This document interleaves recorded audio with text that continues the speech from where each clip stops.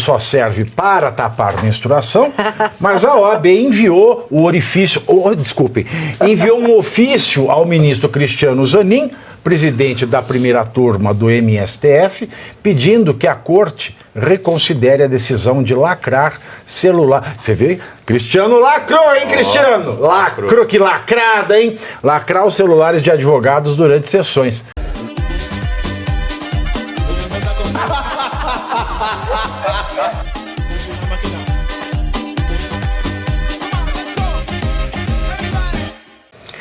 Que eu imaginei que tivesse chicote, não palito Gina. Mas a OAB, que hoje só serve para tapar menstruação, mas a OAB enviou enviou um ofício ao ministro Cristiano Zanin, presidente da primeira turma do MSTF, pedindo que a corte reconsidere a decisão de lacrar celular. Você vê? Cristiano lacrou, hein, Cristiano? Lacrou, que lacrada, hein? Lacrar os celulares de advogados durante sessões. O que aconteceu no julgamento de ontem. Todos, incluindo jornalistas, advogados e assessores, foram avisados de que não poderiam ter acesso ao aparelho durante o julgamento. Durante a sessão de tortura, né? Os celulares foram colocados em uma sacola. A nota da OAB diz que a ordem reconhece a importância da segurança e da ordem dos julgamentos. No entanto, o uso do aparelho para gravação de áudio e vídeo em sessões públicas é amparado por lei e constitui prerrogativa da advocacia, não podendo ser restringido sem fundamento legal, claro, específico, eventuais. Essa merda aí, você vai ler essa nota. Sabe o que serve a nota? Você gosta de nota? Faz alguma coisa. Sabe, esse Beto Simonera é menor pôr a Simoni.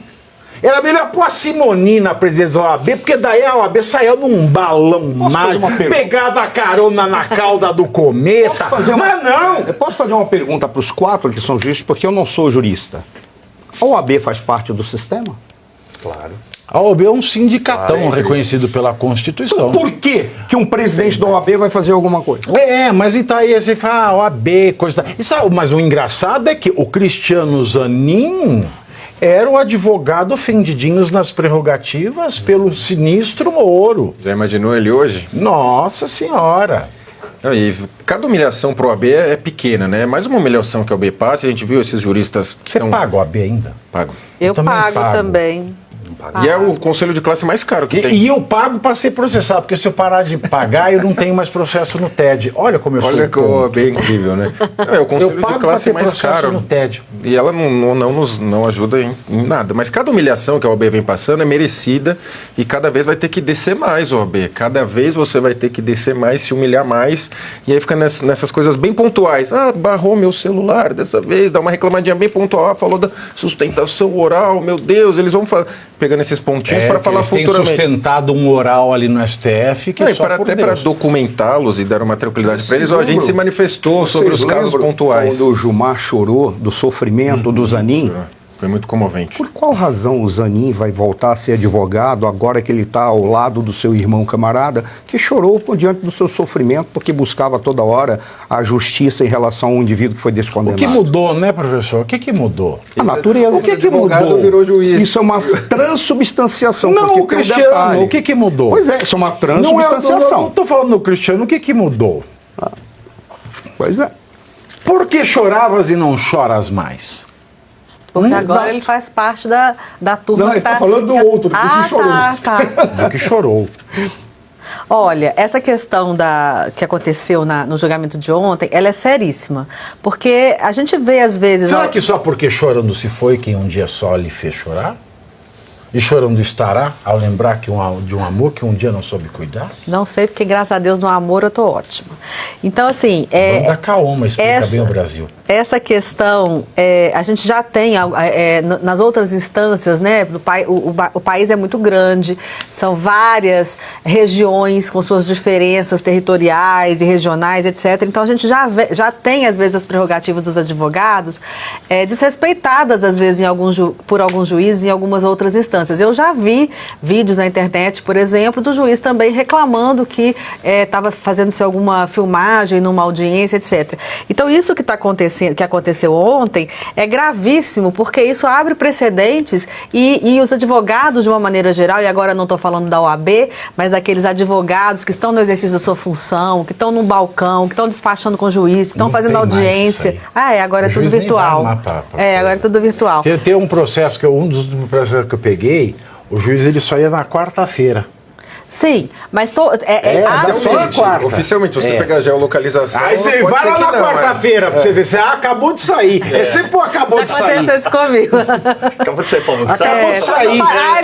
Ele tá aí, não, ele tá lanchando. Ele volta daqui a pouco. Aí quando volta, agora acabou de sair. Mas já tem a decisão. Aí o seguinte, abre precedente para cada vez mais as prerrogativas dos advogados no Brasil todo, nos rincões, né, serem desrespeitadas, porque não aceita intimar testemunha, Ana, não aceita uma série de coisas. Isso eu falo, eu costumo sempre falar muito, né? Cadê a OAB, por exemplo, nesse momento? Mas aí eu não tô falando da OAB, tô falando dos advogados. Prerrogativa da OAB.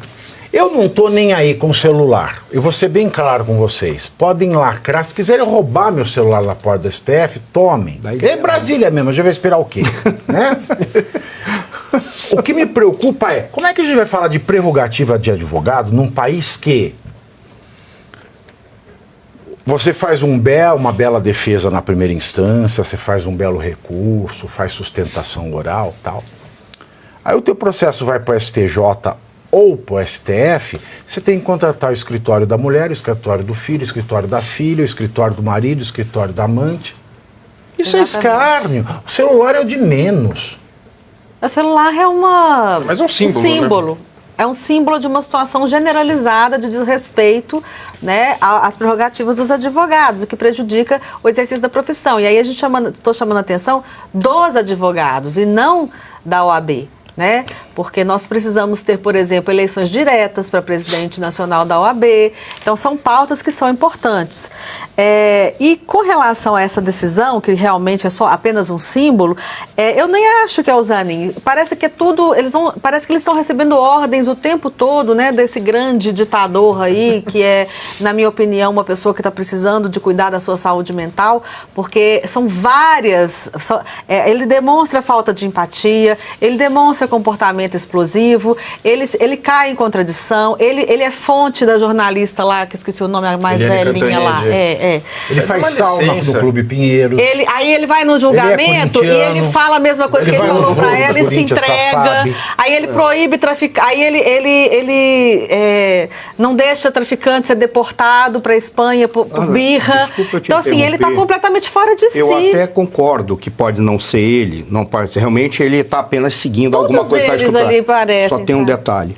Um dos recados que Nuremberg trouxe para gente é que o princípio da obediência devida, que é aquilo, eu sigo... Nuremberg, as leis de Nuremberg ou o Tribunal de Nuremberg? O Tribunal de Nuremberg. Eu estou falando do Tribunal de Nuremberg. Por isso que eu estou dizendo que eu trouxe a questão do princípio da obediência devida. O princípio da obediência devida, que eu defendo, mas no caso da conduta de combate, isso é coisa para militar em combate na guerra, na operação. Não dá nem para pensar. Mas o que ficou muito claro no Tribunal de Nuremberg é que o princípio da obediência devida não isenta o cara de saber que está cometendo crime, cometê-lo. Porque o fato de ter alguém que manda nele, ou das duas uma. Ou ele está com medo de ser assassinado e por isso ele se acovarda, mas se ele está com medo de ser assassinado, ele tem que falar para o Brasil inteiro o que está acontecendo. Ou então, ele é um covarde ou tão criminoso quanto. Porque se ele está recebendo uma ordem ilegal de alguém e ele não é homem suficiente para dizer não, então ele saia de lá. Ou então pegue todo o dinheiro que ele já ganhou e vá morar em Passárgaro. E ele nem tinha em tese que obedecer a Alexandre de Moraes. Então é muito estranho esse comportamento de alguns juízes, alguns ministros, que parecem que estão subservientes a esse maluco. Porque ele é um maluco. Quando o maluco não é ele. Quando o Aras pediu o arquivamento do inquérito 4878, que deu origem à petição 12.100, que deu origem a todas essas ações penais, tem gente morrendo, que Bolsonaro foi enredado, etc. Sabe qual foi um dos argumentos que o Moraes ele usou muito tempo depois? Porque o Aras pediu em fevereiro o arquivamento, ele cagou, tá? Aí o que ele fez? Ele pediu diligências adicionais à Polícia Federal. Ele e o Código de Processo Penal, você que está em casa, pode digitar CPP no Google, vai aparecer planalto.gov.br, porque enquanto não tirarem o CPP do ar, não me podem prender, porque eu falo o que está escrito. Eu falo o que está escrito. E eu sei dizer o que está escrito e minha cabeça, graças a Deus, é boa. Então você vai no artigo 3º-A do CPP, o que está escrito ali? Que o juiz não pode tomar iniciativa. Isso é Aí básico. você vai no artigo 10 do CPP, está lá os prazos da investigação, e em um dos parágrafos diz que a autoridade policial, ela pode requerer um prazo adicional para terminar a diligência. Nesse caso, o Aras pediu o arquivamento, ele cagou. A polícia não pediu dilação de prazo e ele exigiu a dilação de prazo. E como a polícia não cumpriu, ele esperou o novo policial federal pedir prazo para cumprir a dilação de prazo que ele determinou. Olha a maquiagem que ele vai fazendo. E depois, um dia, a subprocuradora que assumiu o caso, porque o Randolph pediu o afastamento dela, do Aras. Ela falou, não, tá tudo errado, tem que arquivar. Lindora. Ele falou assim para a Lindora, não, se perdeu o prazo. Peraí, a PGR, o Gonê não perdeu o prazo para denunciar, não era 5 dias, porque tinha, tinha réu que estava incondicional. Aí ele fala, além da preclusão temporal, teve a preclusão lógica, porque uma PGR que defende uma coisa não pode vir defender outra. Aí eu pergunto, Gilmar Mendes, tem que falar que é tortura ou a delação do Cid. O próprio Alexandre de Moraes tem que dizer, aquele que se coloca ao público tem que aguentar a crítica. Ele tem que anular tudo isso aí, não podia nem ter aceito a denúncia porque o STF firmou entendimento de que quando um juiz troca mensagem de Telegram com o Ministério Público, você anula tudo. E o Gonete vai comer na casa do Moraes. Então ele fala em preclusão lógica, ele mesmo não aplica. É uma loucura tão grande, é um escárnio tão grande. Você lê as decisões do Moraes. Quando eu leio as decisões do Moraes, parece que eu estou lendo prova dos meus alunos. Tirando os erros de português, porque os assessores dele cometem menos, não faz sentido nada. Nada. Nada, nada, nada. É uma vergonha. Aí você chega aqui e esfrega na cara deles, com embasamento legal, todas as irregularidades e discrepâncias que estão acontecendo, e eles não têm como rebater. O que eles vão falar? Ah, porque é jurista de internet. É onde a única coisa que eles podem falar é isso. Porque basta você ir na internet. Porque se você, Alexandre, fosse jurista de internet, você abriu o Google, digitava a lei e saberia que você não pode fazer o que está fazendo. Tá vendo? É a vantagem de ser jurista de internet. E eles fazem esse fascismo acadêmico, né? A academia não discute isso, o Mackenzie, PUC, USP acaba escondendo o tema. Smart Fit. E nem o IDP, né? Que é um famoso instituto de direito IDP brasileiro. E dupla penetração. Esse IDP, né? Que é bem famoso, ele podia fazer um simpósio sobre o tema, porque é muito descarado, assim, para os juristas, como isso está equivocado. Para nós, juristas de internet, né? Não sei para os demais. Eu olhei para os meus colegas de penal, eu falei, como é que vocês têm coragem de ensinar isso na sala de aula se isso não acontece? Mas, Paginato, você está desatualizado. Eu tô, mas eu já propus criar a matéria danos morais. Vai ter uma nova redação. Nós vamos chegar lá. Vamos chegar lá. Exatamente. O juiz, à exceção do ministro Alexandre de Moraes, não pode tomar iniciativa. Tá lá. É porque vamos chegar lá. Já nós chegamos lá. Que é o segundo capítulo do Desaconteceu. Porque aqui no Brasil desacontece e vai chegar lá. É assim que a gente está vivendo. Desaconteceu. É uma bosta. Tá? Pra quê? Agora, você quer saber o que é maldade, Cláudio Carvano? Isso é maldade. Eu vou começar com você.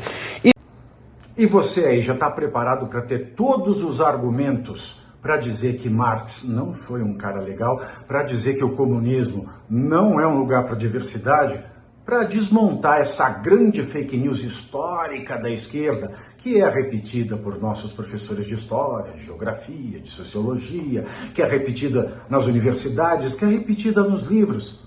Está preparado para dizer por que Marx não era um cara legal e por que todo marxista raiz também não é, e porque o comunismo é terrível. Você já leu nos anais de Marx? Pois é, aqui nesse livro você vai encontrar tudo o que você precisa saber para responder aquele sabichão que diz que Marx é um cara legal, pois não é. Leia agora, nos Anais de Marx, a trolha do comunismo transviado para encaçapar idiotes. À venda em todas as livrarias do Brasil, pelo site ou nas lojas físicas. Não deixe de ler.